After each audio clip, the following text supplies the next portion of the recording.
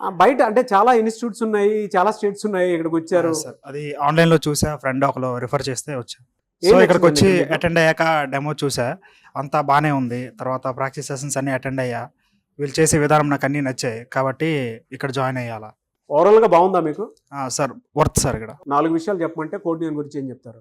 Skills కోసం ఇక్కడ మనం పెట్టే బడ్జెట్ వర్త్ అని చెప్తా. ఇక్కడ 100% ప్లేస్‌మెంట్ అసిస్టెన్స్ అని చెప్పారు కదా!